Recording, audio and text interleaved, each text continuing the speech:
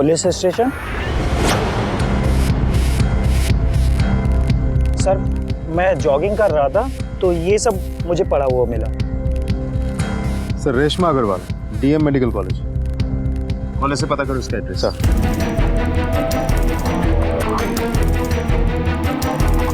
Sir उम्र 18 साल, सुभाष नगर, मेरठ।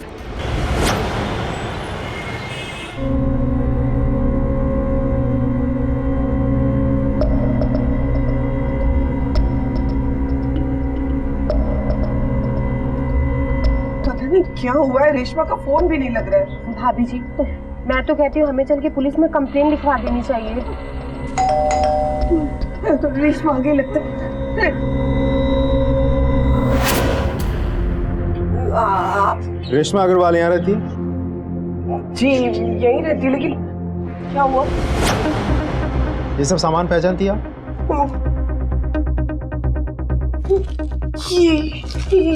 ये सब मेरी बेटी रेशमा का है। कहाँ मिला आपको? हमें कॉलेज के पीछे वाले रोड से मिला। आप कौन? जी मैं इनकी पड़ोसन हूँ। अच्छा ये रेशमा करती क्या है? मेरी बेटी वो सक्सेस कोचिंग क्लास है ना, उसमें मेडिकल एंट्रेंस की एग्जाम की तैयारी कर रही है। पता नहीं लेकिन आजकल थोड़ा लेट आने लगी थी वो। क्या टाइम हो रहा है और कहाँ थी तू अब तक?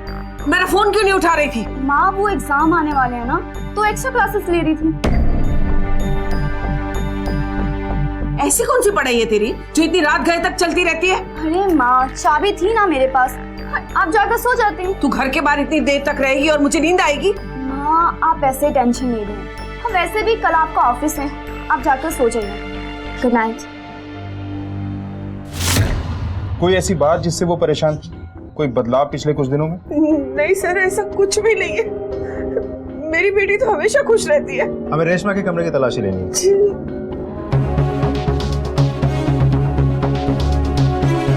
चेक करो रूम। घर से कुछ कैश या ज्वेलरी वगैरह तो गायब नहीं? जी नहीं सर, हमारे घर में तो ऐसा कोई कीमती सामान है भी नहीं, और जो इंश्योरेंस के पैसे थे वो हमने एफडी करा के रख दिए।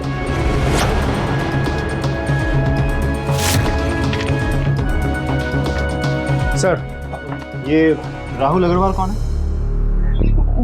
राहुल अग्रवाल मेरे पति के दोस्त का बेटा है। रेशमा और उसकी शादी बचपन में तय हो गई थी। मैं तो इसी साल उन दोनों की शादी करवाने की सोच रही हूँ, लेकिन आज तेरी बुआ का फोन आया था, बहुत ही खुश थी। कह रही थी बेटी ने ससुराल में नाम रोशन कर दिया। अच्छा ऐसा कौन सा काम कर दिया पिंकी दीदी ने? अरे उसके हाथ के खाने की तारीफ पूरे ससुराल वाले करते हैं, उंगलियां चाटते रह जाते हैं। एक काम कर, मैं तो कहती हूँ तू भी कुकरी क्लास ज्वाइन कर ले उसके। मुझे इस चाकू से ना सब्जियां नहीं काटनी, मुझे तो उस चाकू से ऑपरेशन करने हैं। अरे हाँ हाँ मुझे पता है कि तुझे डॉक्टर बनना है, ऑपरेशंस करने हैं, वो भी कर लेना, लेकिन माँ मुझे अभी कोई शादी वादी नहीं करनी है। मुझे ना सारी जिंदगी आपके साथ रहना। बड़े प्यार से मेरी गुड़िया बेटी। सर मुझे बहुत डर लग रहा है। ये राहुल अग्रवाल क्या करता है? राहुल की सर मेन मार्केट में स्टेशनरी की दुकान है। हमें रेशमा का एक फोटो दीजिए। सर जी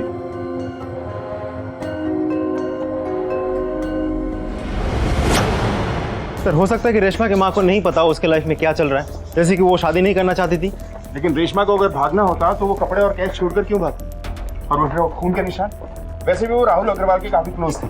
इस राहुल अग्रवाल से मिलना होगा। सर हम अपने बच्चों को पढ़ाते लिखाते हैं, समाज में औरों के साथ कंधे से कंधा मिलाकर चलना सिखाते हैं, अपनी जिम्मेदारी को बखूबी निभाते हैं। लड़का हो या लड़की, आज के माता पिता अपने बच्चों के उज्जवल भविष्य को लेकर चिंतित रहते हैं, लेकिन पढ़ाई लिखाई के साथ साथ उनका एक अहम फर्ज ये भी है कि वो उनकी रोजमर्रा की गतिविधियों पर नजर रखें, क्योंकि सिर्फ किताबी ज्ञान के बलबूते पर एक आदर्श जिंदगी नहीं बिताई जा सकती। जवानी की चौखट पार करती उम्र एक कच्ची मिट्टी के बर्तन की तरह से होती है, जो बड़ी आसानी से टूट जाता है, बिखर जाता है। पढ़ाई लिखाई के नाम पर हमारे बच्चे घर से बाहर निकलकर कहीं कुछ ऐसा तो नहीं कर रहे हैं जो उन्हें नहीं करना चाहिए। क्योंकि इस उम्र में ना तो उनकी सोच पुख्ता होती है और ना ही जहन मजबूत। चलो बेटा 20 रुपया।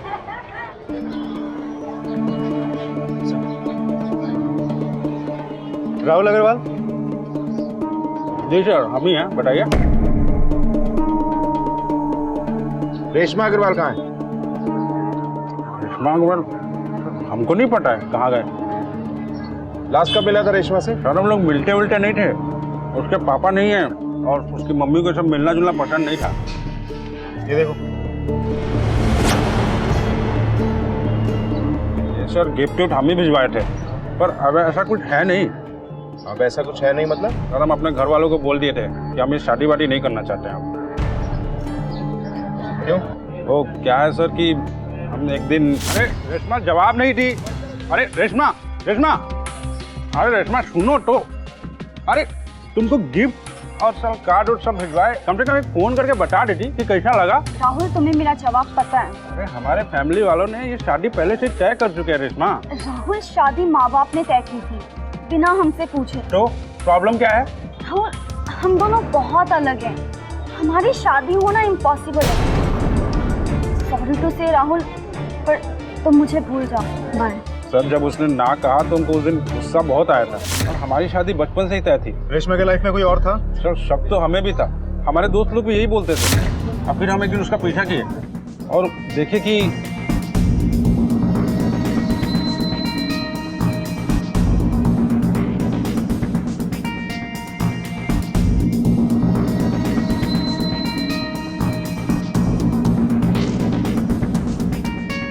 सर हमसे ये सब देखा नहीं गया और उसी दिन हम अपने घर वालों को बोल दिए कि हम ये शादी नहीं करना चाहते। कौन था वो लड़का?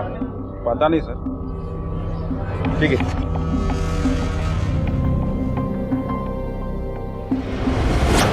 सर हो सकता है राहुल के प्यार को रेशमा ने ठुकरा दिया, इसीलिए राहुल ने ही रेशमा के साथ कुछ किया होगा और आप भुला बनने की कोशिश कर रहे हैं। क्योंकि रेशमा ने अपनी माँ को कहा था कि वो राहुल के साथ शादी करना नहीं चाहती और राहुल ने कहा है कि उसने खुद घर वालों को मना किया। कोई तो राज है सर। नजर रखो इसे। और ये पास वाला लड़का कौन है? रेशमा के कॉल डिटेल्स निकालो, पता करो कि किसके साथ रेगुलर बातचीत में थे। सर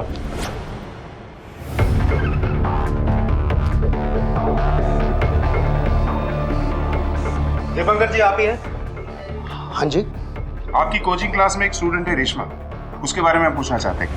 सर रेशमा बहुत इंटेलिजेंट स्टूडेंट है, बस थोड़ा सा कंसंट्रेशन की प्रॉब्लम है। दिन भर मोबाइल में लगी रहती है। बॉडी का सबसे सेंसिटिव और सबसे कॉम्प्लेक्स ऑर्गन, ये छोटी से छोटी चीजों को कंट्रोल करता है। ये तब भी काम करता रहता है जब हम लोग सो रहे होते हैं।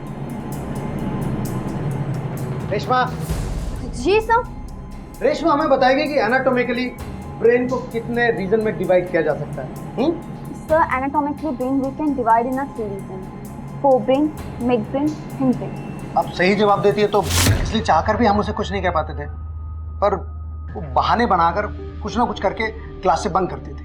ये न्यूक्लियर और ये सेल मेम्ब्रेन जो भी होगा ना, ये तो जैसे कि हम सब लोग जानते हैं कि छोटे छोटे सेल्स से मिलकर एक टिश्यू को बनता और डिफरेंट टिश्यू मिलकर। यस सर मेरे ना सर में बहुत दर्द हो रहा है। I am not feeling well, can I go home? इतनी महंगी कोचिंग क्लासेस होने के बावजूद, कैपेबिलिटी होने के बावजूद, पढ़ाई में उसका मन भी था, फिर भी वो गैप करती थी, बहाने बनाती थी। ऐसा क्यों? शुरू में ये बात मुझे भी समझ में नहीं आई।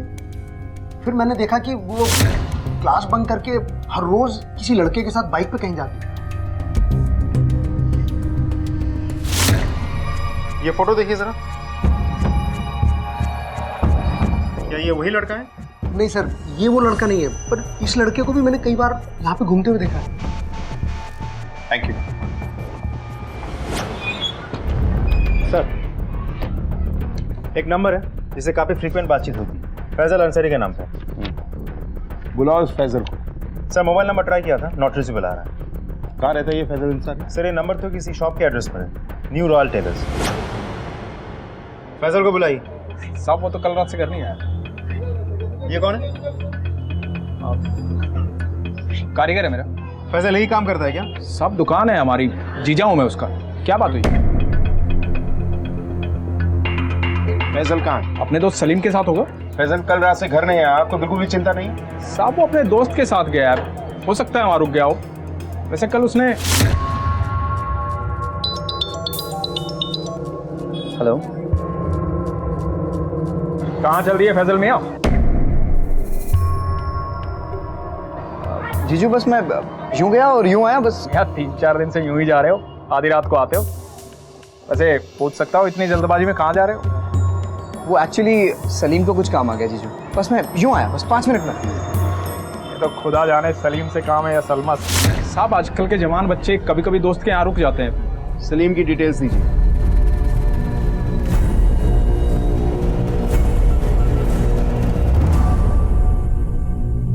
सर मुझे नहीं पता फैजल का है, वो तो मिला भी नहीं काफी दिनों से मुझसे।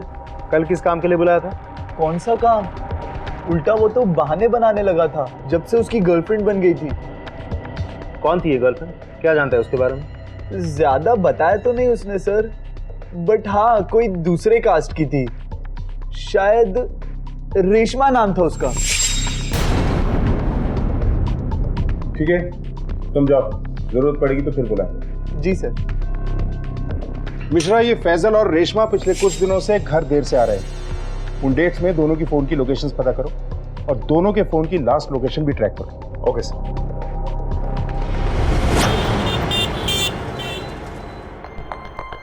फैजल से बात हुई क्या? उसका फोन लगा क्या? नहीं अम्मी, फोन नहीं लग रहा। चिंता मत कीजिए, आ जाएगा।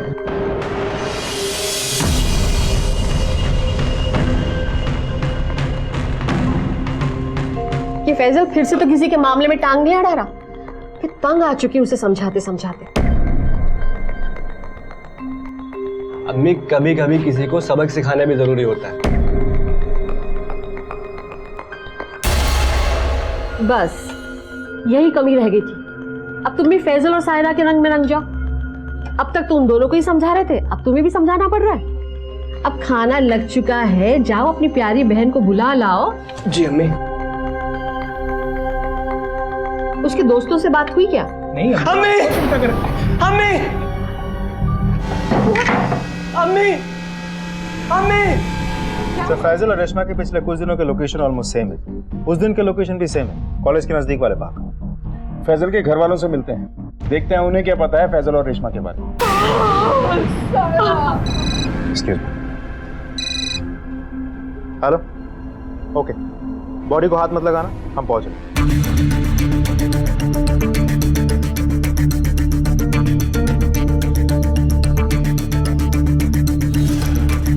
तलाशी लो सर। आप लोगों को क्या लगता है सायरा ने सुसाइड क्यों किया?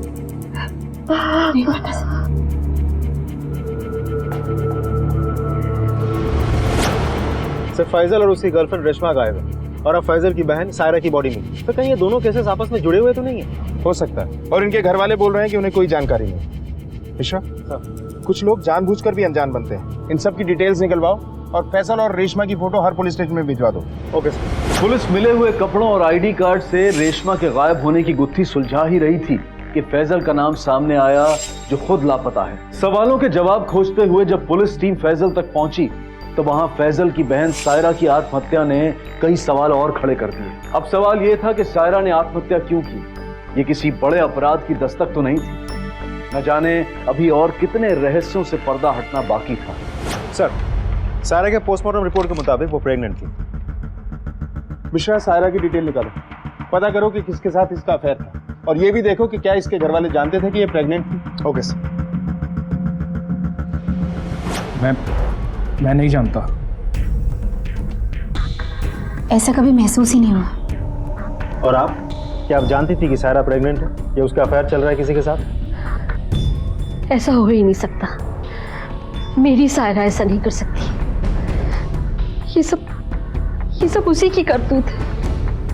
उसी ने मेरी सायरा को गलत रास्ता दिखाया। मैं लाख मना करती रही, लेकिन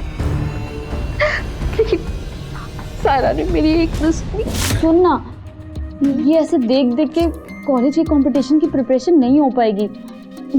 क्या करूं, कैसे करूंगी मैं सिखाऊं तुझे? बहुत इजी है। हाँ, सबसे पहले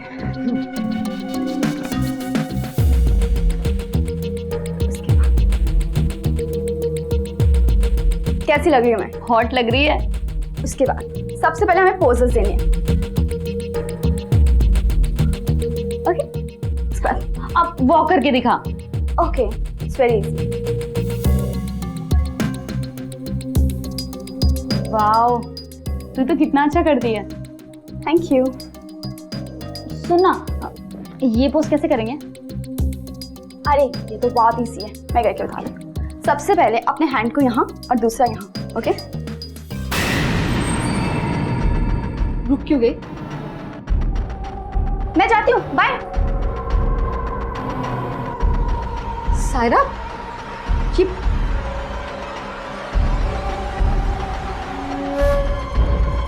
आज के बाद तुम इस लड़की से नहीं मिलोगी। वो अम्मी, कह दिया ना, नहीं मिलोगी तुम इस लड़की से। इस रेशमा की संगत में मेरी बच्ची सायरा की जान चली गई, और आज क्या क्या देखना पड़ रहा है।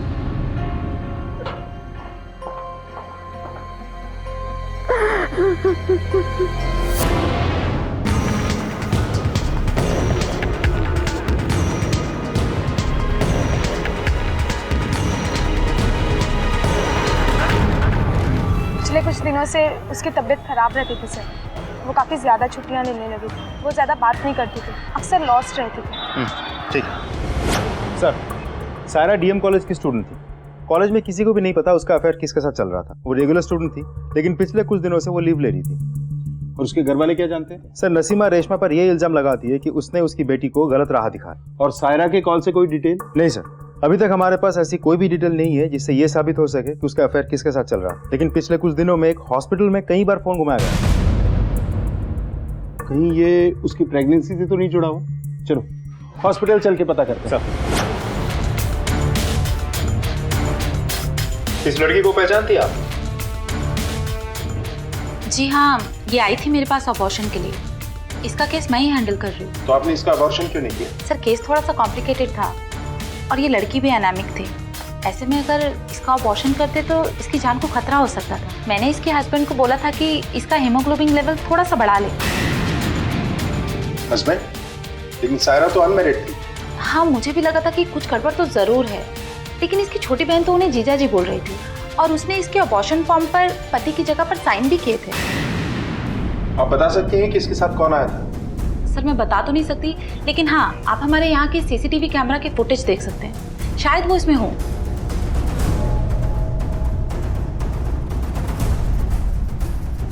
सर देखिए, ये लोग थे।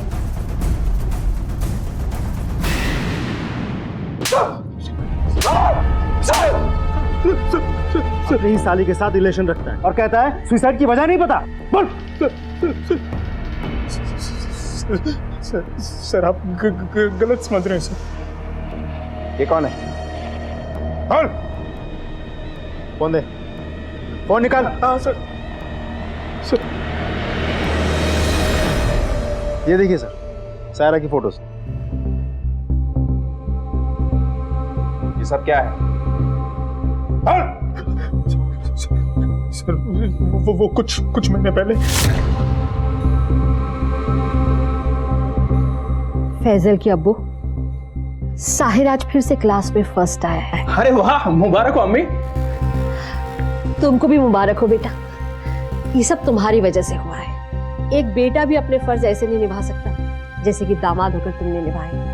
घर की जिम्मेदारियां कुछ ऐसी निभाई है कि बच्चों को उनके अब्बा की कमी महसूस ही नहीं होनी। ये मेरा फर्ज है अम्मी जान। वैसे सायरा कहाँ है? सायरा? सायरा, मैं कल तुम्हारे कॉलेज गया था फीस जमा करवाने। मालूम चला कई दिन से कॉलेज नहीं गई हो। सब ठीक तो है ना? वो जीजू, रेशमा को कॉलेज प्रोजेक्ट में हेल्प चाहिए थी। कितनी दफे कहा उस लड़की से दूर रहो। खुद तो पता नहीं सारा दिन क्या करती रहती है, तुम्हें भी बिगाड़ देगी।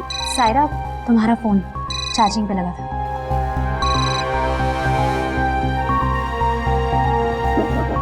मैं कॉलेज जाती हूँ।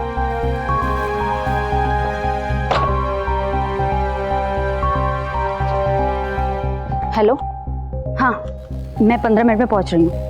सायरा के पास 2 फोन थे साहब। मुझे तभी लग गया था कि कुछ तो गलत है। क्या गलत है?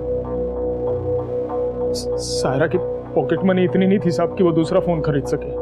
मैंने उसके पास नया लैपटॉप भी देखा साहब, मैंने अपने कारीगर को बोला कि उस पर नजर रखे।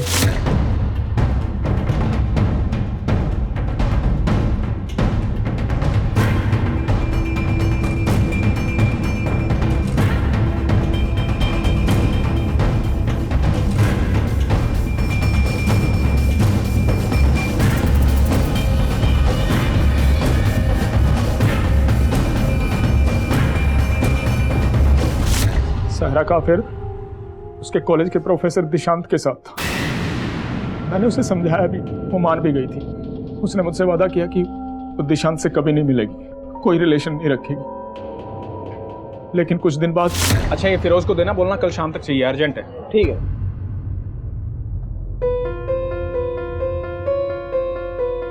अरे रेशमा, सायरा, तुम कैसे? आपकी हेल्प चाहिए थी। हाँ बोलो, क्या हुआ? सायरा प्रेग्नेंट है। तुम्हें कहा था ना उससे दूर रहने के लिए, तुमने वादा भी किया था मुझसे। झूठ बोलो, झूठा वादा किया। मुझे माफ कर दीजिए जीजू। मैं बात करता हूँ निशांत से। नहीं जीजू, प्लीज आप मेरा अबॉर्शन करा दीजिए। मैं वादा करती हूँ आज के बाद उससे नहीं मिलूंगी। प्लीज जीजू। पर तुमने दिशांत से बात क्यों नहीं की? बंद मुट्ठी लाख की सांप। कुछ भी करते तो बदनामी तो सायरा की होती ना। मैं सायरा के साथ हॉस्पिटल गया उसका पति बनके, ताकि अबॉर्शन आसानी से हो जाए।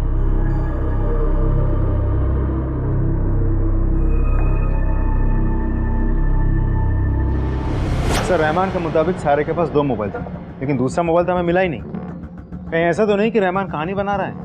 रहमान का डीएनए टेस्ट करो और दिशांत की डिटेल निकालो, हकीकत खुद ब खुद सामने आ जाएगी। सर।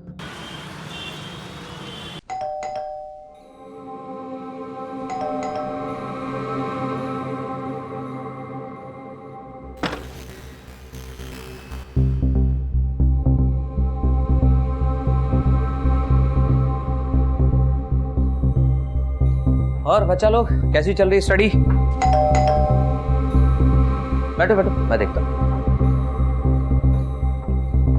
कौन आ गया? इसे दिशांत? यस। सारा को जानते हो? जी सर, कहिए, बात क्या? सारा ने सुसाइड किया है। कैसे जानते हो उसे? सर, सारा मेरी स्टूडेंट थी। हम प्यार करते थे और शादी करने वाले थे। इनफैक्ट कुछ दिन पहले। सुनिए, मैंने आपकी मनपसंद लड्डू पैक कर दिए हैं। आप इतने कम दिनों के लिए क्यों आते हैं? मैं घर बैठे बैठे कितनी बोर हो जाती हूँ। आपने यार ट्रांसफर ले लीजिए। अनन्या, मुझे तुमसे डिवोर्स चाहिए। तुम्हें मुझसे छुटकारा चाहिए ना? ठीक है, मैं जहर पीकर मर जाऊंगी मगर तुम्हें डाइवोर्स नहीं लूंगी मैं। सर, मैं सायरा से खुद बहुत जल्दी शादी करने वाला था। यहाँ तक कि मैं अपनी बीवी को खुद डिवोर्स के पेपर दे के आया था। अगर शादी करना चाहते थे तो सायरा बच्चा अबॉर्ट क्यों करना चाहती? बच्चा? सायरा प्रेग्नेंट थी। सर, ये नामुमकिन है सर। मैं सायरा से प्यार करता था। For you. Wow, laptop. अब जी भर के अपने असाइनमेंट पूरे करो। Thank you. Oh my love. लेकिन हमारे बीच में ऐसा कुछ नहीं था कि बात प्रेगनेंसी तक पहुंचे। पोस्टमार्टम रिपोर्ट के मुताबिक सायरा प्रेग्नेंट थी। सर, सायरा मुझे कुछ दिनों से अवॉइड कर रही थी। मुझे लगा शायद शादी का प्रेशर बनाना चाहती हूँ, इसलिए अवॉइड कर रही थी। कुछ दिनों से वो हॉस्पिटल के चक्कर लगा रही थी अबॉर्शन के लिए। सर, कहीं ऐसा तो नहीं कि सायरा की जिंदगी में कोई और आ गया? कौन आया कौन गया वो हम पता लगा लेंगे। इनका डीएनए टेस्ट करवाओ। सर। रेशमा का गुम होना एक ऐसी गुत्थी बनती जा रही थी जो सुलझने का नाम ही नहीं ले रही थी। ऊपर से सायरा की प्रेगनेंसी सवाल बनकर सामने खड़ी थी। दिशांत ने सायरा से अफेयर की बात तो कबूली, लेकिन होने वाले बच्चे से इनकार किया। अपनी जवान बेटी सायरा की मौत और अपने बेटे फैजल की जुदाई का कहर उसके घर वालों के लिए बिजली गिरने से कम नहीं था।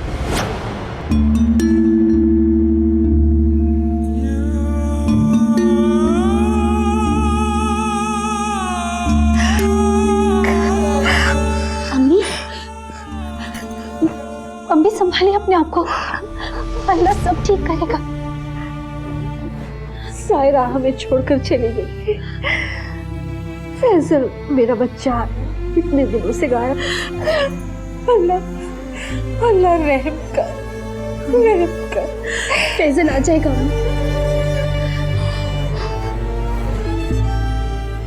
कब आएगा मेरा बच्चा, कब आएगा? बड़ा इमाम बाड़ा के पास फैजल को देखा गया, वो होटल में खाना खा रहा है। सर एक फ़ोन कॉल आया था। कॉल करने वाले ने बताया कि फैजल को बड़ा इमाम बाड़ा के पास देखा गया है। ठीक है, बड़ा इमामबाड़ा पुलिस स्टेशन को अलर्ट कर दो। कॉल किसने किया था? सर कॉल ट्रैक किया था, किसी लोकल पीसीओ से किया गया है और फ़ोन करने वाले ने अपनी पहचान नहीं बताई। मिश्रा, अपने सोर्सेज को कहो कि फैजल के बारे में पता करें और पता करो कि जहां से फोन आया था वहां कोई सीसीटीवी कैमरा है या नहीं। ठीक है सर। सर रहमान और दिशांत दोनों में से किसी का भी डीएनए मैच नहीं हो रहा, तो शायद दिशांत सच बोल रहा है कि सायरा के लाइफ में शायद कोई और था, लेकिन कौन? मिश्रा, कहीं ऐसा तो नहीं कि फैजल अपनी ही बहन के साथ इंसेस्ट में था? ये बात रेशमा को पता चली और उसने रेशमा के साथ भी कुछ गलत कर दिया।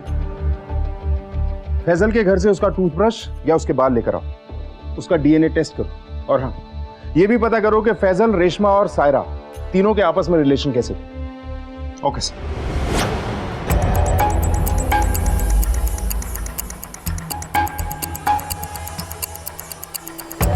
रेशमा और सायरा के बारे में क्या जानती हो तुम? सर वो दोनों तो बहुत अच्छे ही फ्रेंड्स थे। फोन क्यों नहीं उठा रही? टाइम दिखा यार, मूवी का टाइम हो गया, अभी तक आई नहीं। कमाल है यार। आती होंगी ना? कब? इंटरवल के बाद। ये देखो आ गई प्यारी बहन। सॉरी, वो कॉलेज में लेक्चर लेट खत्म हुआ। अच्छा, आजकल तेरे कॉलेज में कुछ ज्यादा लेक्चर नहीं हो रहे? मतलब? अच्छा, मैं तुझसे बात नहीं करती। अच्छा, सोच ले, तू मेरी बेस्ट फ्रेंड भी है और होने वाली भाभी भी, तो तुझे मुझे अपनी साइड रखना ही होगा। और वैसे भी तेरी शादी की बात घर में मैं ही तो चलाऊंगी, और अम्मी को तू कितनी पसंद है पता है ना, बहुत प्रॉब्लम है ना तुझसे। अब ड्रामा खत्म हो गई तो मूवी देखने चले या इंटरवल के बाद जाना है? चलो चलो चलो। सब पता नहीं कैसे हुआ, पर रेशमा और सायरा तो बहुत अच्छे फ्रेंड्स थे। सर फैजल का डीएनए टेस्ट रिपोर्ट नेगेटिव निकला। मतलब सायरा की जिंदगी में कोई और था? सर रेशमा और सायरा एक दूसरे के राजदार थे, तो रेशमा को पता होगा कि सायरा के लाइफ में क्या चल रहा था। शायद फैजल को भी माँ की तरह लग रहा होगा कि रेशमा ने अपनी बहन को गलत रास्ता दिखाया और गुस्से में आकर फैजल ने रेशमा के साथ कुछ गलत किया और भाग गया। रेशमा और फैजल की कोई खबर? इनका मिलना ही अब इस केस को सुलझाएगा। नहीं सर, क्योंकि जहां से कॉल आया था वहां कोई सीसीटीवी कैमरा लगा हुआ नहीं था, लेकिन हमने खबरियों को अलर्ट कर दिया। सर मेरी बीवी गायब है सर, कहीं नहीं मिल रही सर। क्या हुआ, कैसे? सर वो हापुड़ से सारा सामान लेकर घर आई थी। अनन्या तुम? आपने सोचा भी कैसे कि मैं आपको तलाक दे दूंगी? गलती मेरी थी, मुझे इस तरह से आपको अकेला छोड़कर नहीं जाना चाहिए था। अनन्या मैं भटक गया था, प्लीज मुझे माफ कर दो। सर मैं कॉलेज गया था, तो मेरे कॉलेज जाने के बाद वो मार्केट गई थी और उसके बाद उसका कोई पता नहीं, उसका फोन भी नहीं मिल रहा सर। ठीक है, आप रिपोर्ट लिखवा दीजिए। तिवारी, इनकी रिपोर्ट लिखो। ये केस पहले से ही पेचीदा था, लेकिन अनन्या के गायब होने की बात ने पुलिस को यह सोचने पर मजबूर कर दिया कि आखिर एक के बाद एक लड़कियों के साथ ये हादसे इत्तेफाक हैं या फिर कोई सोची समझी साजिश। लेकिन अब भी कई ऐसे राज थे, कई ऐसे सच थे जो सामने आने बाकी थे। सर कहीं अनन्या के गायब होने में दिशांत का ही तो हाथ नहीं है? अब ये रिपोर्ट लिखवाने आ गया। मिश्रा, दिशांत के पास कोई वजह नहीं है अनन्या को मारने की। खैर, अनन्या की फोन की लास्ट लोकेशन पता करो। सर खंडर के पास एक लड़की की बॉडी मिली है।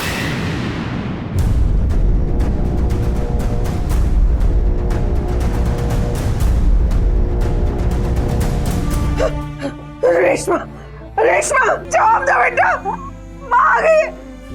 रेशमा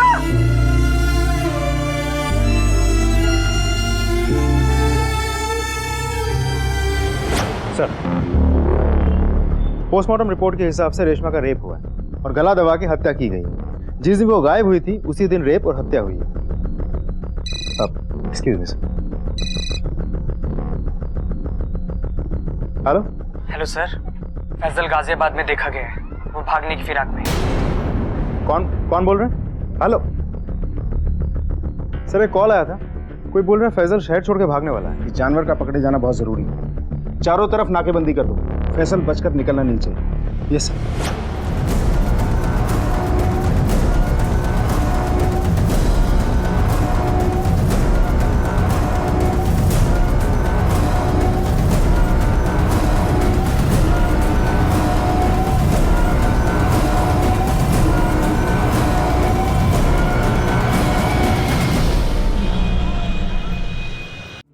सर उस दिन मैं मार्केट गई थी शॉपिंग करने के लिए, दिशांत के लिए कुछ स्पेशल बनाना चाहती थी। फिर जब मैं वापस लौट रही थी मेरे पास एक गाड़ी आकर रुकी और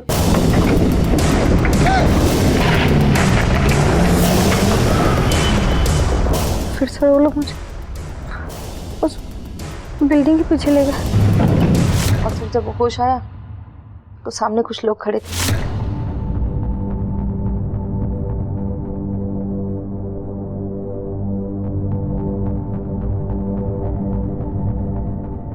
जिन्होंने आपके साथ गलत किया वो लोग आपकी जान पहचान के थे? मैं उन लोगों को नहीं जानती, मैं यहाँ पर नहीं हूँ, मेरी किसी से क्या दुश्मनी। आप ये फोटो देखिए जरा। क्या उन लोगों में से ये लड़का भी था? नहीं सर, ये वो नहीं, वो तो कुछ स्कूल के बच्चे थे। बच्चे? क्या आप उनका स्केच बनवा सकती हैं? जी सर। दिशा, स्केच आर्टिस्ट को बुलाओ। Yes sir.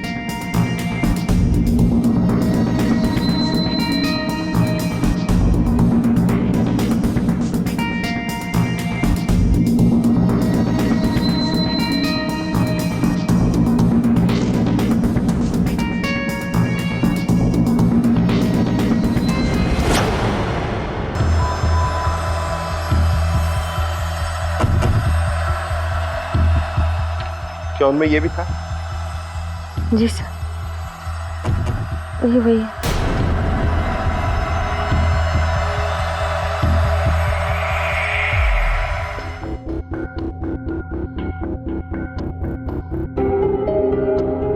अम्मी खाना खा लीजिए, मुझे भूख नहीं, साहिर को खिलाते। साहिर ने खाना खा लिया अम्मी? ऐसा कब तक चलेगा अम्मी?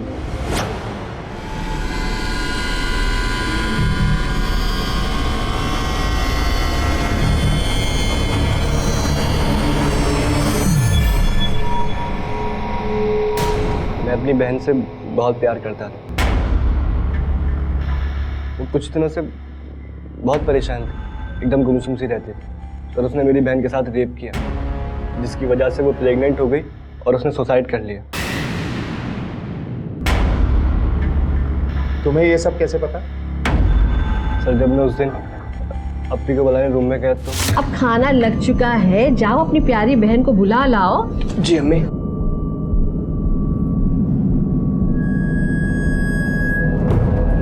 मैं किसी को अपना मुंह दिखाने के लायक नहीं रही। मेरा एमएमएस बनाया, मैं प्रेग्नेंट हूँ और मैं नहीं चाहती कि मेरी वजह से मेरे घर वालों की बदनामी हो, इसलिए मैं जा रही हूँ इस दुनिया से हमेशा हमेशा के लिए। सायरा। ये सुसाइड नोट तुम्हें उसी दिन हमें देना चाहिए था। आप क्या करते सर?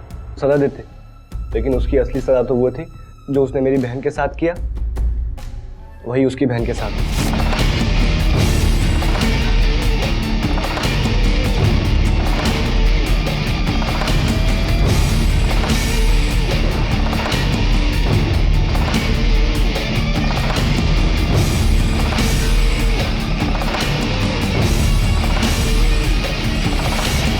जो तकलीफ उसने मुझे दी, वही तकलीफ वो महसूस कर। रेप के साथ साथ ये लेटर छुपा के भी तुमने बहुत बड़ा क्राइम किया है।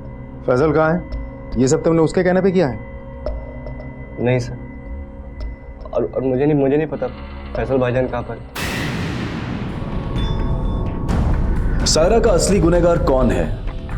फैजल जो अब तक लापता है, आखिर क्या हुआ है उसके साथ? इस बड़े खुलासे के बाद शायद पुलिस अब असली मुजरिम के गिरेबान तक पहुंचने ही वाली थी। पूरा घर छान मारो।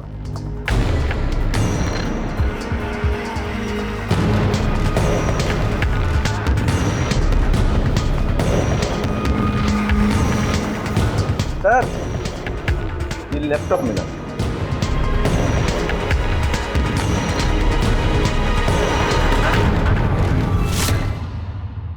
वो वीडियो हमें मिल चुका है। अब सच सच बताओ कि हुआ क्या था। सर, सायरा की वजह से जीजाजी दीदी को डिवोर्स देने वाले थे।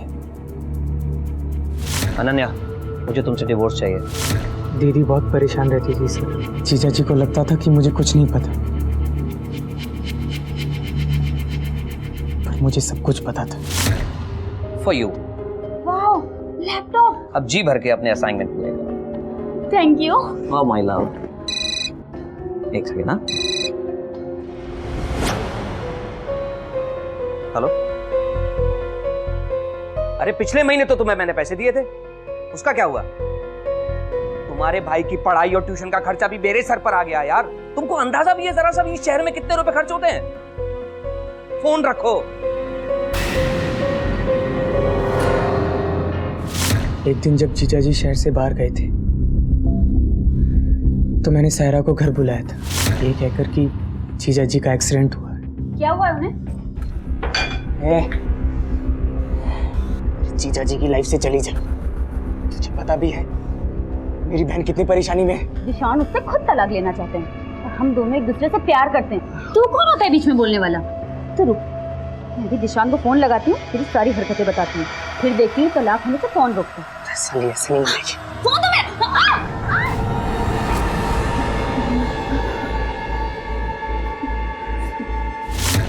सर, मैंने उसे सिर्फ धमकी दी थी, हम वीडियो कभी भी अपलोड नहीं करने वाले थे। फैजल और रेशमा के साथ क्या किया? नहीं, कुछ भी नहीं। अब झूठ बोलने से कोई फायदा नहीं। तुम्हारे मोबाइल की पूरी हिस्ट्री है हमारे पास। उस दिन तुम्हारे मोबाइल की लोकेशन भी कॉलेज के पीछे वाले ग्राउंड की ही थी। उस दिन रेशमा, मुझे पता है तूने सायरा के साथ क्या किया और आज वो तेरी वजह से सफर कर रही है। और उसकी वजह से जो मेरी बहन सफर कर रही है उसका क्या? सायरा प्रेग्नेंट है, वो प्रेगनेंसी टर्मिनेट नहीं हो रही और उसके ऊपर तो उसका एमएमएस लीक करने की धमकी दे रहा है। वो वीडियो दे मुझे। तूने मुझे कहा और मैं तुझे एमएमएस दे दिया। अबे चल। मैं चाह रही हूँ फैजल को सब बताना, फिर पता लगेगा तुझे। इधर वफ्तियां किसी और को देना, समझी ना? जब पुलिस आएगी ना तब बताना उसको।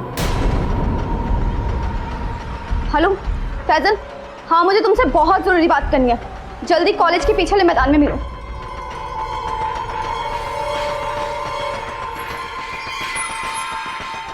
हेलो गौरंग, जल्दी आ। मैं रेशमा के पीछे कॉलेज के पीछे वाले ग्राउंड में गया।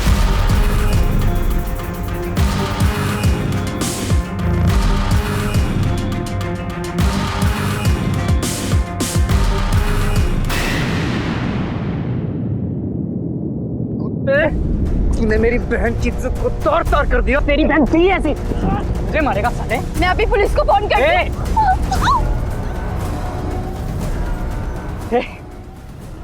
चल साली के सब कुछ छुपाते हैं, आईडी कार्ड पर सब कुछ। चल भाग। फैजल की बॉडी कहाँ है? कॉलेज के पीछे डंपिंग ग्राउंड है। फैजल के नाम पर फोन कॉल भी तू ही कर रहा था? फैजल गाजियाबाद में देखा गया है, वो भागने की फिराक में। हेलो सर, बड़ा इमाम बाड़ा के पास फैजल को देखा गया है। अगर फैजल पे शक रहता तो पुलिस हम तक कभी नहीं पहुंचती। एक जुर्म छुपाने के लिए तूने 2 जुर्म और की। मैं उसे अपने जीजा जी से दूर रखना चाहता था ताकि मेरी बहन हमेशा खुश रहे।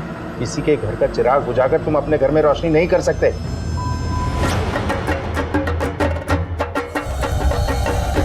सभी श्रद्धालुओं सुनो, ये है देवी माँ का रूप। देखो साक्षात देवी माँ, देखो कितना कष्ट सहन कर रही है ये तुम सबके लिए। जो भी माँ की शरण में आता है उसका कष्ट दूर हो जाता है। बोलो देवी माँ की जय। समस्त श्रद्धालु सुनो, अपनी अपनी मन्नत के लिए चढ़ावा चढ़ाओ। देवी माँ की जय, देवी माँ की जय, देवी माँ की जय, जय माता दी। मन्नत माँ से चढ़ाओ चढ़ावा। इतना चढ़ावा और इतना की अम्मा, इसको कहते हैं आइडिया। ये आइडिया हमको कहीं नहीं सूझ में किया। धोखा दिया तुम लोगों ने हमको। इतनी बड़ी बात छिपाई कि लड़की को मिर्गी के दौरे पड़ते हैं। मिर्गी? ये क्या बोल रही है आप? इसको कोनो बीमारी नहीं है। नहीं, इसको कोई बीमारी नहीं है मिर्गी का। हम वही भांग खा के आए हैं यहाँ पर। एक तो हमारा जिंदगी बर्बाद कर दिया आप लोग, झूठ पे झूठ ऊपर से बोल रहे हैं। पूछे उससे हमारे सामने दौरा पड़ा कि नहीं? लेकिन शादी से पहले तो कभी भी कुछ नहीं हुआ ऐसा, और ससुराल जाते ही हो गया। एक तो खोटा सिक्का हमारे हाथ में थमा दिया, ऊपर से हम ही को गलत ठहरा रहे हो। लड़की वाले होके हम ही को बुरा बोल रहे हो। देखिए, ये झगड़ा मारपीट में हमरा कोनो दिलचस्पी है नहीं। सीधा बात बोलते हैं, खराबी आपकी लड़की में है, हम उसको अपने घर में रखेंगे नहीं। नहीं रखेंगे? ये आप क्या बोल रहे हैं? आप लोग पसंद करके ले गए थे इसको, हम लोग कोनो जोर जबरदस्ती नहीं किए थे। अब आपके घर की पुतहू है वो, हम नहीं रखेंगे नैहर में। ससुरा मनोहर वाह, हमारी पगलिया लड़की से भी फायदा उठाकर इतना पैसा कमा देखिए, पाले पोसे हम और मेवा खाए मनोहरवा और उसका घर वाला। जय माता की, जय माता की, जय माता की, जय माता की, जय माता की।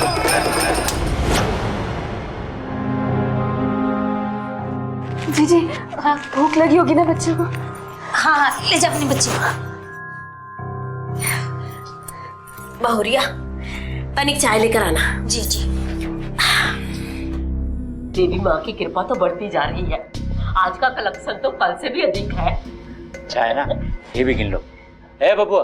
जी बाबूजी। सुनो जरा, वो नदी के पास का जो जमीन है उसका जरा भाव निकालो। क्या है?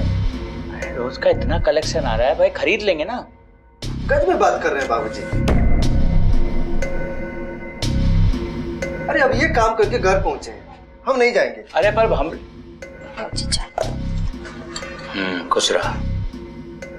तनिक अपने देवी मैया को भी एक कप चाय दे दो। अब उसकी सेवा भी हम ही करें। अरे तो दे दो एक कप चाय, उसके शरीर में भी तो जान चाहिए ना। कल 2 ठो प्रोग्राम हम उसके लिए जो है फिक्स किए हैं। 2 ठो कार्यक्रम? जा लेके आ चाय। जी।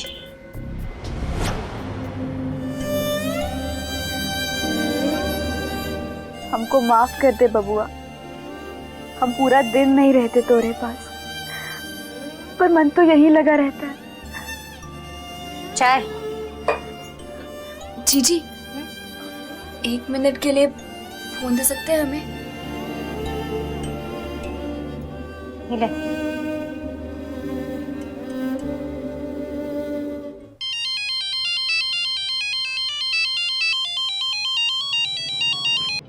हाँ भाजी प्रणाम, बोलिए। हम बोल रहे हैं जी। तुमसे कहे थे ना फोन मत करना। सुनिए, फोन मत काटिएगा। बोलो जल्दी बोलो, क्या बात है, बोलो। हमें यहाँ से ले चलिए ना, और बर्दाश्त नहीं होता हमसे। एक बात ध्यान से कान खोल के सुनो, तुम हमारे गले 7 फेरा लेकर बांधी गई हो, लेकिन रोज तुम्हारा मनहूस चेहरा देख के हम जी नहीं पाएंगे। तुम जहाँ हो वहीं रहो और इसी लायक हो तुम। और एक बात ध्यान से सुनना, दोबारा फोन मत करना हमको, समझी? रखो फोन। श्रद्धा की अवस्था, उसकी बीमारी उसके ससुराल वालों के हाथ में एक सुनहरा अवसर बन गई। उन्होंने अपने समाज में फैले अंधविश्वास का फायदा उठाया और श्रद्धा को देवी का रूप घोषित कर लोगों से पैसा बटोरने लगे।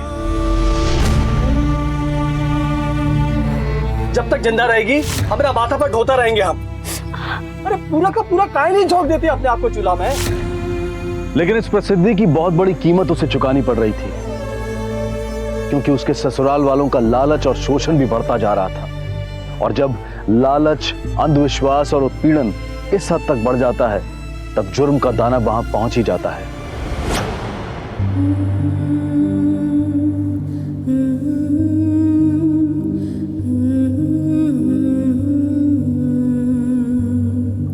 ए बबुआ, आ गए रे हम, तोरी अम्मा आ गई। का बोली? देवी नहीं बनेगी? देवी नहीं बनेगी? नहीं बनेंगे हमको अपने बचुआ के साथ रहना है, अब नहीं होता हमसे। अच्छा, खुद ही फैसला कर लिए कि देवी नहीं बनेगे? तेरी ये मजाल। मीरा, काय चीख के तुम अपना पारा गर्म कर रही हो, हैं? बताओ, जाओ का बच्चा लेके आओ। छुआ सो रहा है बाबूजी। अभी लाते हैं।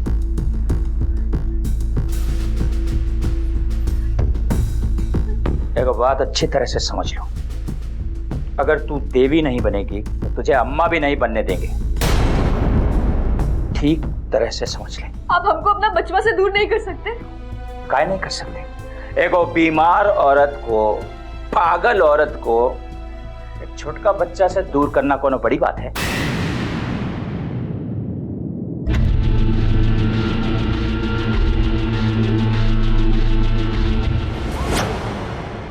जाके ट्यूबवेल चला और पानी देखत रहिए। हाँ हाँ भैया आते हैं, जा आओ जल्दी आओ। हाँ बस जल्दी आ रहे हैं हम, लिए थोड़ा।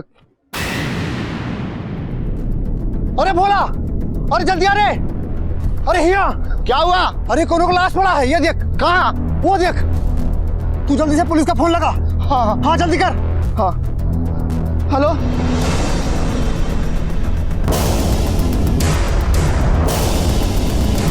हटो हटो, साइड दो। हटिए हटिए। हम ही फोन करवा के आपको बुलवाए थे। हाँ हाँ हाँ। बॉडी पे कई जगह चाकू के निशान है, लेकिन कोई पहचान नहीं मिला। आसपास छान मारिए जरा। ठीक है। कौन है ये? मैडम ये देवी माई के ससुर। देवी माई? हाँ। कौन देवी माई? हमारे गांव की देवी माई। मैडम इस गांव में एक श्रद्धा देवी नाम की औरत है। ये सारे गांव वाले उसी की बात कर रहे हैं। ये गांव वाले उसको देवी मानते हैं और उस औरत के प्रति बहुत भक्ति भी रखते हैं। ठीक है, बॉडी पोस्टमार्टम के लिए भेज दो।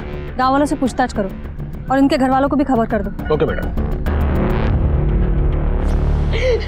संभालिए अपने आप को। हमको कहाँ नहीं उठा लिया भगवान। शेखरवा, अरे तुम जल्दी गाड़ी पकड़ के घरे आ जाओ। बाबूजी गुजर गए रे। बाबूजी क्या करेंगे भाई, ये समझ में नहीं आ रहा कि देवी माँ खुद अपने ही घर में ऐसा कैसे कर देगी। जरूर देवी माँ की यही मर्जी होगी। मनोहर है ना, कोनो बड़ा पाप किए हुई। वो कहते हैं ना, दिया तले अंधेरा। इसलिए हम कह रहे हैं, समय रहते देवी माई के शरण में चल के अपने पापन की माफी मांग लेते हैं हम। ठीक कह रहे हो भैया, चलो।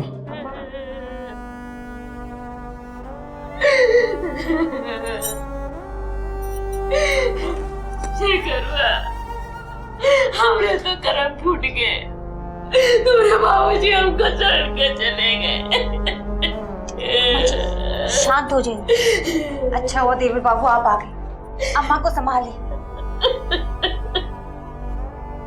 जबरदस्ती खिलाइए ना जी, कोशिश नहीं करेंगे तो कैसे चलेगा। शेखर, हम लोग बहुत कोशिश की, तुम महीनों बाद आए। एक बार तुम भी कोशिश करो ना। अम्मा कुछ खा ले। अम्मा बहुत ही पिछड़े हुए सोच के और अंधविश्वास से ग्रस्त है सारे लोग। मनोहर के फैमिली से मिलना चाहेंगे, अगर वो बात करने की स्थिति में है तो। जिसने भी हमारे शेखर के बाबू को हमसे छीना है, ऐसा भाग इनका शराब है, शराब। उसकी 7 पीढ़ियां भी क्या भी मर जाए। अच्छा ये बताइए, ये आपके पति कहाँ गए थे इतनी रात को बाहर? हमको मालूम नहीं है, पर हमको अंदाजा था कि कहाँ गए हैं वो। क्या वजह रही होगी आपके अनुसार? उनको कोई शक था, शायद चढ़ावे को लेकर। कहाँ गए थे? अरे हमको तो ये लगता है कि कोनो रात में घर के भीतर आता है, किवाड़ी थोड़ा खुला रहा। सो जाइए, वहम हो गया आपको। कौन आएगा रात को? अरे पर हम तो मतलब देखे रहे। ये चढ़ावे को लेकर काफी परेशान थे वो, जबकि वो तो आपके धोखे की कमाई थी। ना ना, ये हमारे धोखे की कमाई नहीं थी। सारी दुनिया जानती थी कि हमारी बहू में देवी का वास है। सब अपनी खुशी से चढ़ावा चढ़ाते थे, कोनो जबरदस्ती नहीं की हमने। सही बोलिए आप। आपके बहू में देवी का वास है, ये मानने में फायदा तो आपका ही होता है। चलिए ये बताइए, ये हाल फिलहाल कभी बक्सा चेक किया था चढ़ावे का? कोई पैसे कीमती चीज गायब हुई है?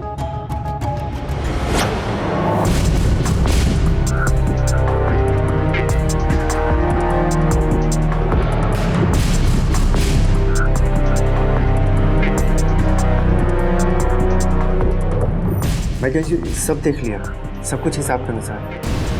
सब कुछ ठीक से देख लिए? जी, कुछ भी गायब नहीं।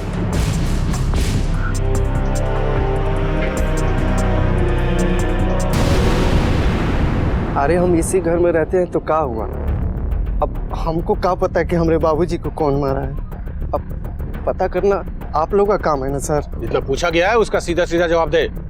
तेरे बाबूजी की किसी से कोनो दुश्मनी थी? दुश्मनी तो थी साहिब, हमने सामने ही उनकी लड़ाई हुई थी। हमारी बेटी का फायदा उठाकर गांव वालों से जो पैसा कमा रहे हो ना, उस चढ़ावे पर हमरा भी उतना ही हक है। आखिर बिटिया तो हमारी ही है ना वो। अरे ब्याह के बाद माँ बाप का कोनो हक नहीं होता है बेटी पर। समझी जी, बिटिया पर हमरा भी उतना ही हक है। अगर हमरा हिस्सा नहीं दिए ना, देखिए हम क्या करते हैं। पैसा चाहिए तो तुमको दे देंगे। इधर हो अपना हिस्सा, जाओ यहाँ से। इसका मतलब ये थोड़े ना हुआ कि वो उनको मार देंगे। अरे आप ना हमको आँख ना दिखाइए। उनकी बेटी हो सकती है दुनिया भर के लिए देवी, लेकिन वो लोग देवता ना है। वो लोग ना साहिब मर्डर कर भी सकते हैं। ये मनोहर जो मरा है उसका गांव में किसी के साथ कोई दुश्मनी था क्या? कोई मारना चाहता था उसको? क्या पता मैडम कौन मारा उसको। उसकी बहू तो देवी माँ का रूप है और उसको मार के देवी माँ के प्रकोप से कौन बचाएगा। मनोहर की किसी से कोई दुश्मनी थी? अरे नहीं साहब, हमको ऐसा लगता है कि देवी माँ रुष्ट हो गई हैं। अब आप ही बताइए, देवी मैया अपने घर में विनाश काहे करेंगी? अब इस गांव को कोई नहीं बचा सकता है। अब हमको तो लगता है कि एक एक करके सब मर जाइए। मैडम, पोस्टमार्टम रिपोर्ट के अनुसार बॉडी पर 18 चाकू के निशान है। हमलावर ने पूरी भड़ास निकाली है। लगता है बहुत गुस्से में था। लगता है कोई जाति दुश्मनी है।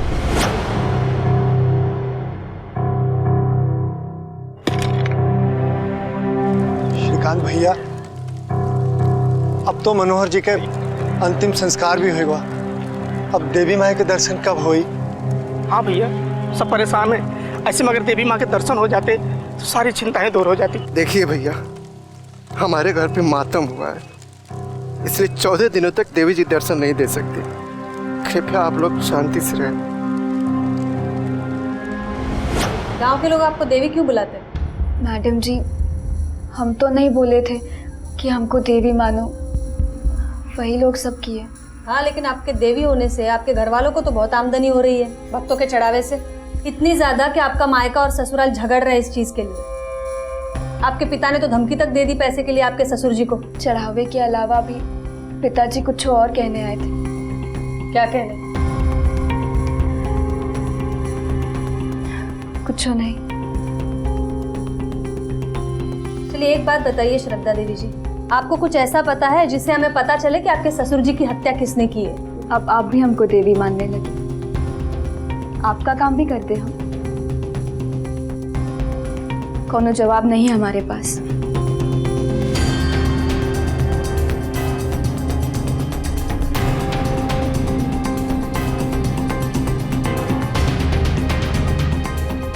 मैडम देख रही, अजीब पागल लोग हैं। उनका कुछ नहीं हो सकता है। अरे देखा देखा, देवी माई दर्शन दिए खातिर खुदे बहरे आ गई। बोला देवी मैया की। देवी माँ हम सबका दर्शन तो दियो। एक सप्ताह से आस लगाई के बैठे हैं।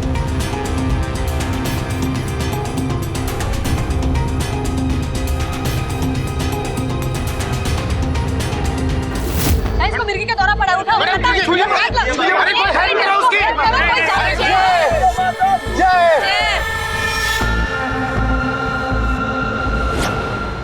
ये देवी का चमत्कार वगैरह सब ढकोसला है। ये लड़की श्रद्धा, मिर्गी का दौरा पड़ा था उसको। कम से कम देख के तो यही लग रहा था हमें। और अब उसके ससुराल वाले उसके ये बीमारी को देवी का प्रकोप बताकर अंधविश्वासी लोगों से पैसा बटोर रहे हैं। उसकी बीमारी अब उनके लिए व्यवसाय बन गई है। लेकिन इस सब में लड़की का शोषण हो रहा है, ये बात तो पक्की है। मैडम, कहीं इसको देवी बनाना ही तो कत्ल की वजह नहीं है। अभी तो और भी पहलू समझने पड़ेंगे, जहाँ तब जाकर कोई नतीजा निकलेगा। लेकिन एक मर्डर का मोटिव तो है, आमदनी के बंटवारे को लेकर आपसी झगड़ा। अरे रहने दो, अलमारी में रखने की कोई जरूरत नहीं है। पिताजी के क्रियाक्रम के बाद हम वापस चले जाएंगे। पर कम से कम कुछ दिन तो रुक जाइए अपने बच्चे की खातिर। और वैसे भी हमारा है कि नहीं है हमको नहीं मालूम। और एक बात ध्यान से कान खोल के सुन लो, अब तुम और तुम्हारा ये बच्चा जियो मरो हमसे कोई मतलब नहीं है, समझ में आया? मैडम जी, हमारा झगड़ा हुआ था पर पैसों को लेके नहीं, हमारी बिटिया को लेकर। समझे जी, हमारी बेटी का तमाशा बना के आप लोग जो पैसा कमा रहे हैं वो तो ठीक है, पर उससे उसका कितना तकलीफ हो रहा है, इसका कभी सोचे हैं आप? अरे इतना अगर चिंता था अपना बेटी का तो उसे डॉक्टर को काहे नहीं दिखाए हैं? बात छुपा के अपनी पगलिया लड़की को हमरे गले बांध दी। जब हम उसे वापस तुम्हें देने आए तो तब तुम्हें लड़की नहीं चाहिए थी, और अब ये चढ़ावा का पैसा देख के बेटी का मोह जाग गया तुम पर। अरे सब समझते हैं हम, हिस्सा चाहिए। चलिए। लेकिन उनकी बहू राजवती ने तो कुछ और ही बताया था। मैडम जी, वो सब लोग नंबर 1 का झूठा और मक्कार है, लोभी है। असल में बात यह है मैडम जी कि हमने बिटिया की बीमारी की बात उन लोगों को नहीं बताई थी, नहीं तो हमारी बिटिया का ब्याह नहीं होता ना मैडम जी, और हमारी बाकी की 2 जो छोटी बेटी हैं वो भी कुंवारी रह जाती। अब कौन ब्याह करेगा इस मनुष्य से? श्रद्धा ने हमको बुलाया था, इसलिए हम उसके बुलाने पर वहां गए थे बस। आप लोग जा सकते हैं। मैडम ये तो पता ही नहीं चल रहा कि कौन सच बोल रहा है। आखिर कौन पार्टी सच्ची है और कौन झूठी? जहाँ ये देवी वाले नौटंकी का करता धरता मनोहर ही था, उसके कहने पर हो रहा था ये सब कुछ। यह हो सकता है श्रद्धा ने और उसके माँ बाप ने मिलकर मनोहर को मार डाला हो, या फिर ये भी हो सकता है कि श्रद्धा ने अकेले या फिर किसी तीसरे की मदद से मनोहर को मारा हो सकता है। हम कभी अच्छी माँ नहीं बन पाए। हमें माफ कर। ये मनोहर का खून 1 अप्रैल को सुबह 3 से 4 बजे के बीच हुआ है। ये बात भी साबित हो गई है कि चरणलाल और उसका परिवार उस दिन गांव में था। इसका मतलब है चरणलाल ने तो नहीं मारा है मनोहर को। और मैडम श्रद्धा भी हत्यारी नहीं हो सकती। काहे कि अपने से इतने ज्यादा लंबे चौड़े आदमी को एक तो वो अकेले मार नहीं सकती, दूसरे गांव में उसको सब पहचानते हैं। अगर वो घर से कभी भी बाहर निकलेगी तो तुरंत पहचान ली जाएगी। अच्छा, ये मनोहर इतनी सुबह सुबह घर से क्यों निकला था? सुबह की सैर के लिए ये कुछ ज्यादा जल्दी नहीं है। Right madam. खड़ी रह यहाँ पे। कल मुही। मैडम जी, मैंने मनोहर के फोन के कॉल रिकॉर्ड चेक किए। उस रात को उसको ऐसा कोई कॉल नहीं आया था जिसकी वजह से उसको इतनी देर रात को घर से बाहर निकलना पड़े। फिर रात को 2:30-3 बजे बाहर निकलने का क्या कारण होगा? देखिए मैडम, हम पिछले 2 साल से पटना में रह रहे हैं। बहुत हो सका तो 1 दिन के लिए यहाँ आते हैं घर पे। अब हमको नहीं मालूम कि पिताजी को काहे मारा, किसने मारा, क्यों मारा, कुछ नहीं मालूम। ये पटना तो 1 घंटे की दूरी पर है यहाँ से, तो इतना कम क्यों आते हो घर पे? तुम्हारी बीवी बच्चा सब तो यही है। अरे मैडम, बीवी की बात कर रही हैं, आस पड़ोस सबको मालूम है कि हमारा और हमारी बीवी का रिश्ता कहाँ है। चले हरवा का जनमाल, धीरे धीरे मोरे बाबू चले हाथी साहेब के जनमाल।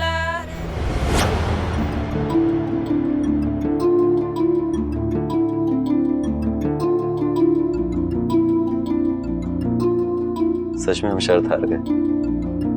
बारात जाते वक्त हमारे दोस्तों से हमारी शर्त लगी थी कि मजीरापुर की सबसे सुंदर लड़की उनकी भौजी बनेगी, और वाकई में। एक बात कहें, वैसे तुम ससोला की भी सबसे खूबसूरत लड़की होगी।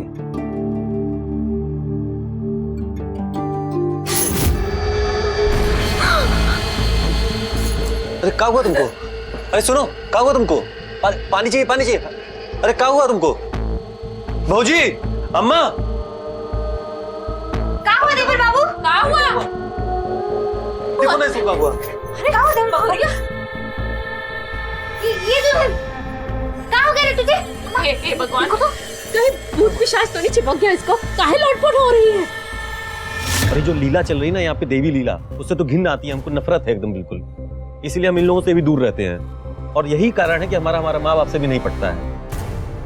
अच्छा, ये चोरी छुपे इतनी रात को घर के अंदर जाना या फिर बाहर निकलना किसी आदमी का ही काम हो सकता है। मुझे ऐसा लगता था ये काम शेखर का है, लेकिन अगर शेखर वहां रहता ही नहीं था तो फिर कौन हो सकता है? मैडम जी, ऐसा भी हो सकता है कि राजवती या श्रद्धा का ही किसी बाहर वाले से अफेयर चल रहा हो।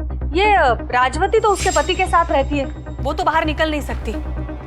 बची है श्रद्धा देवी। हाँ, इसका अफेयर होने की संभावना तो जरूर है, क्योंकि उसका और उसके पति का रिलेशन भी कुछ खास अच्छा नहीं था। एक अपराध और कई संदिग्ध। मनोहर जैसे चालाक और निर्दयी इंसान को अपने रास्ते से हटाने से फायदा कई लोगों को था, लेकिन इस केस की जांच कर रही टीम को कोई सबूत नहीं मिल पा रहा था। लेकिन उनकी नजरों में सबसे बड़ी संदिग्ध तो श्रद्धा ही थी।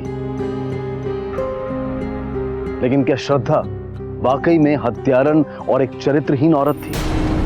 अम्मा जी ने मना किया है ना, देख लेगी तो। जी ऐसा काहे कर रही है आप? ये बचवा ही तो हमारा सहारा है। ढोंगी है ना तू, देवी बनती रहती है। हाँ, सारे भक्त आके तेरे पैर छूते हैं, तेरी कमाई से घर चलता है। हमरा पति हमसे ज्यादा तुम्हें को मान देता है। तुम्हारे पति ने भले ही तुम्हें नहीं अपनाया हो, लेकिन बच्चा तो दे दिया ना।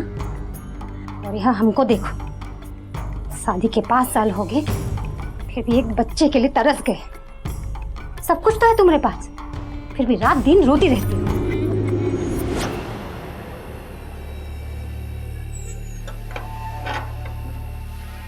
कहाँ से आ रहे हो इतनी रात को?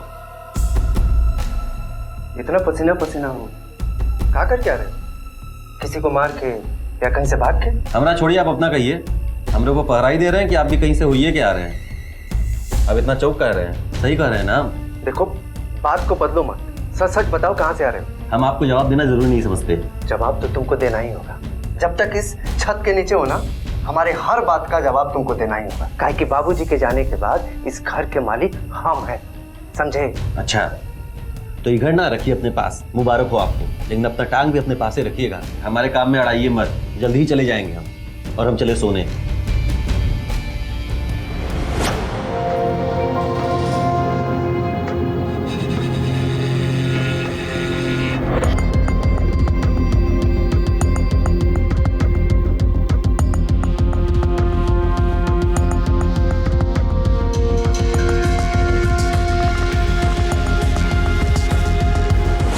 श्रद्धा ऐसा कर ही नहीं सकती है।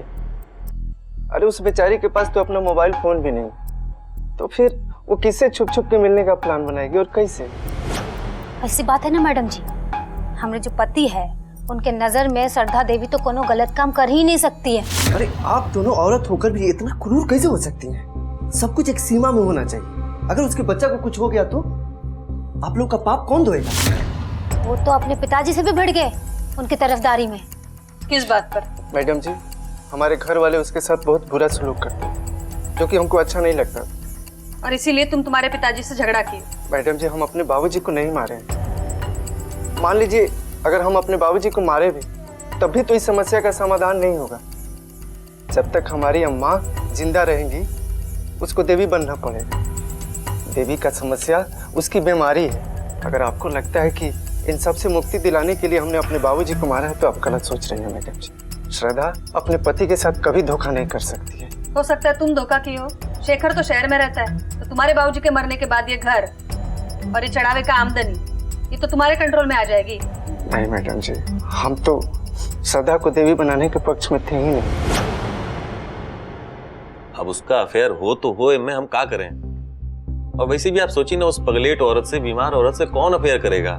हमको तो ये नहीं समझ में आ रहा कि बार बार आप ये सब हमसे काहे पूछ रहे हैं। हम यहाँ रहते नहीं हैं, पटना में रहते हैं, 2 दिन के लिए आए हैं, कल चले जाएंगे।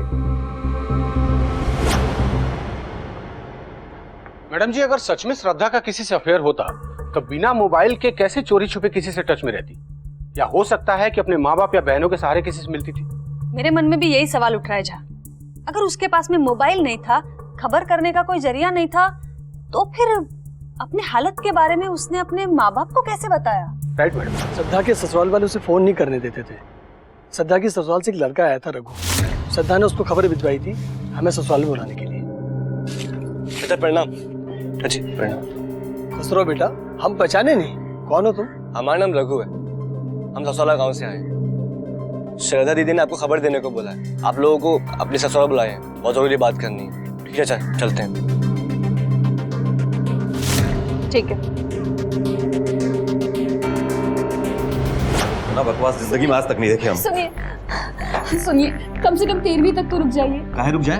हाँ, यहाँ का तमाशा देख के ना दिमाग खराब हो गया हमारा। हम हाथ जोड़ते हैं आपके आगे, हमको भी अपने साथ ले चलिए। तुम ही से बच के भाग रहे हैं और तुम करिए तुमको भी साथ ले चले। चलो हटो यहाँ से। हम खोए पड़ते हैं आपके, हमें भी अपने साथ ले चलिए। अपने बच्चों के खाते हैं, उसको आपकी जरूरत है। लेकिन हमको किसी का जरूरत नहीं, समझी तुम? सुनिए।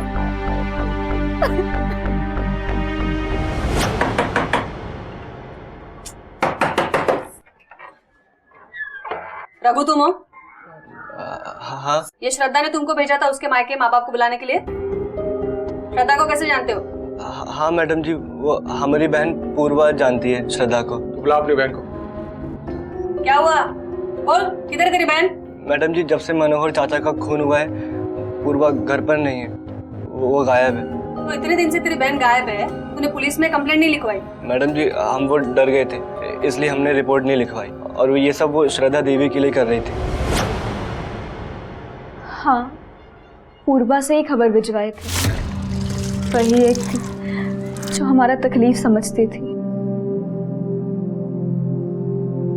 देवी को भी चोट लगता है, दर्द होता है। अरे डरो मत, हम ये बात किसी को नहीं बताएंगे कि तुम देवी नहीं इंसान हो। अरे ये सब देवी चमत्कार, ये सब हमें भी अंधविश्वास लगता है, हम नहीं मानते इन सबको। देखो इधर आओ, कल हम देखे थे कि तुम कल दर्द के मारे कितना करा रही थी, तुमसे चला भी नहीं जा रहा था, इसलिए हम तुम्हारे लिए हल्दी चूने का लेप लेके आए। हमारे बारे में आज तक कोई इतना नहीं सोचा। भगवान तुम्हारा भला करे। वही एक मिली जिसको हमसे सहानुभूति था, इसलिए हम उससे कहे कि हमको इस नरक से निकलने में मदद करे, हमरे अम्मा बाबूजी को बुला ले। अब ये पूर्वा कहाँ है पता है? वो भी काफी दिनों से लापता है। हमको कुछ नहीं पता। हाँ बोलो। ठीक है, उसका पूरा डिटेल हमारे नंबर पे मैसेज करो।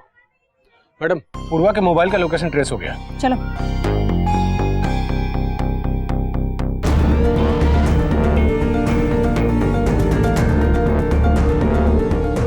मैडम, लोकेशन तो यही बताया था, मुझे समझ में नहीं आ रहा है कि पूर्वा इस सुनसान जगह पर क्या करने आएगी। जाए सारे एरिया को सर्च मारिए, देखिए कहीं कोई सबूत मिलता है क्या।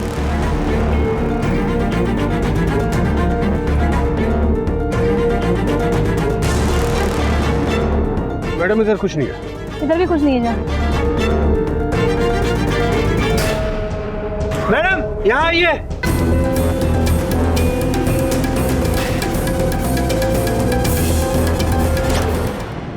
मैडम जी, पूर्वा की पोस्टमार्टम रिपोर्ट आ गई है। पोस्टमार्टम रिपोर्ट के अनुसार मनोहर के मरने के कुछ ही घंटे पहले पूर्वा का मर्डर हुआ था और दोनों के मर्डर की मोडस ऑपरेंडी सेम है। पूर्वा को भी उसी तरह बार बार छुरा घोंपकर मारा गया था। हो सकता है ये दोनों खून एक ही आदमी ने किए हो।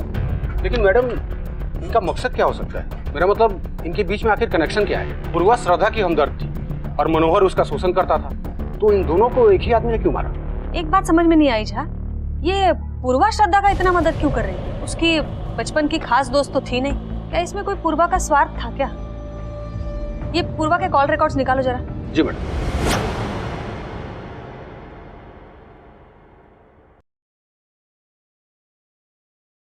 एक बात बताइए हमको, आप हर बात पर छुटकी का तरफदारी काहे करते हैं? अरे तुम दोनों सास बहू के अंदर इंसानियत ही खत्म हो गया है, इसलिए हमारी हर सही बात पर तुमको शक होता है, हमारी हर बात को तुम गलत समझोगे। बात को घुमाए मत आप, हमने देखा है उसके बच्चे का फिक्र सबसे ज्यादा आपको है।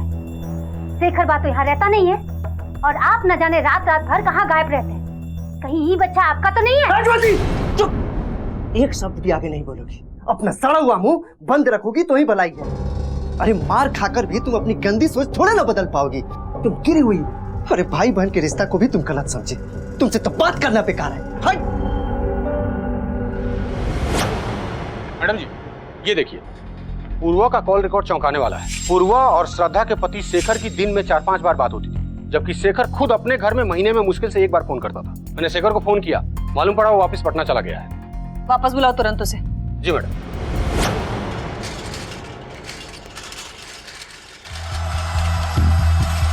अरे काका कहाँ गए? अरे ये देखो, ये कहाँ अर्थ हो गया। सब जगह देख लिया, श्रद्धा कहीं नहीं मिली। कहाँ मिलेगी? आखिर भाग गई ना तुम्हारी देवी मैया अपने यार के साथ। हमको तो पहले से शक था, मालूम था ऐसा ही कुछ होने वाला है एक दिन। एक नंबर की कैरेक्टर की ढीली थी वो, अपने बच्चे को छोड़ के भाग गई। बक बक बक बक करती रहती है।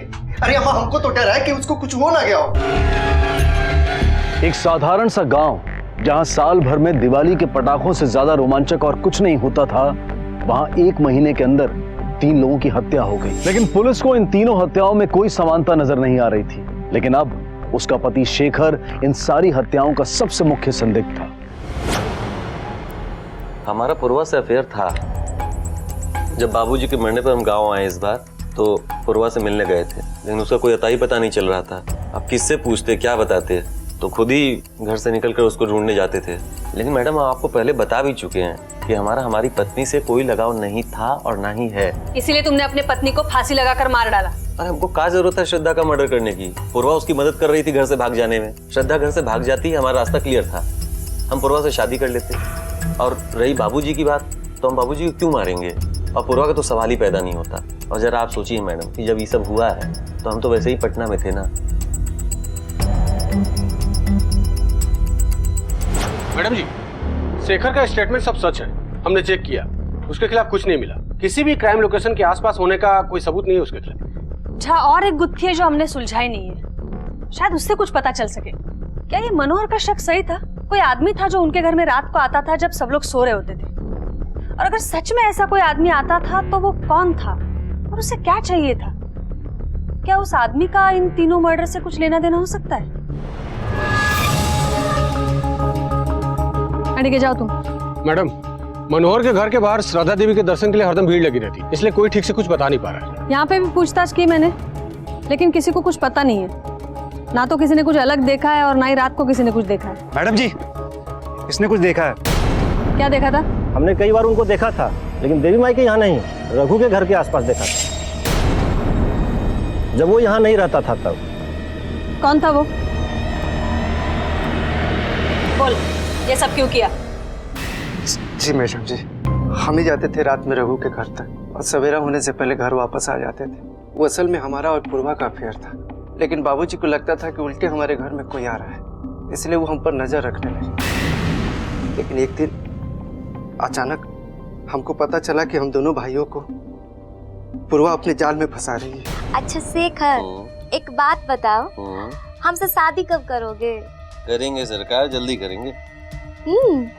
फिर हमको गुस्सा आया और हम उसको जंगल में बुलाए और उसको जान से मारे। शेखरवा के साथ भी इसका चक्कर था। अच्छा, जो शेखरवा किया है वो सब गलत है और जो तुम किया वो सब सही। हम बहुत कोशिश किए बाबूजी को समझाने की कि हम पूर्वा को क्यों मारे, वो बहुत गलत थी, लेकिन वो मानने को तैयार ही नहीं थे। वो हमको बार बार धमकी देना शुरू करती, फिर हम उनको भी मारती है। और श्रद्धा, उसको क्यों मार दी? वो तो तुम्हारा कुछ नहीं बिगाड़ी थी। जिस रात हम पूर्वा और बाबूजी को मारे थे, लेकिन वो किसी से कुछ नहीं बोली क्योंकि हम उसकी साइड ले रहे थे। लेकिन बाबूजी के जाने के बाद वो एक दिन हमसे बोली, जेठ जी, आप हमको भरोसा दिलाई थे, अगर हम किसी को कुछ नहीं बोलेंगे तो आप हमको हमारे मायके छोड़ाएंगे। अब हम और कितना ये सब बर्दाश्त करें? अम्मा जी तो कह रही थी वो फिर से बाजार में दर्शन के लिए बुकिंग कराई है। देखो तुम घबराओ मत, बहुत जल्दी हम कुछ ना कुछ इंतजाम कर रहे हैं, समझे? लेकिन जब आप लोग घर पे आके सवाल करना शुरू कर दिए बाबूजी के मर्डर के बारे में, हम डर गए थे कि श्रद्धा कहीं अपना मुंह न खोल दे। तो फिर हम सोचे कि उसको भगाने के बजाय हम उसका सबूत ही मिटा दें।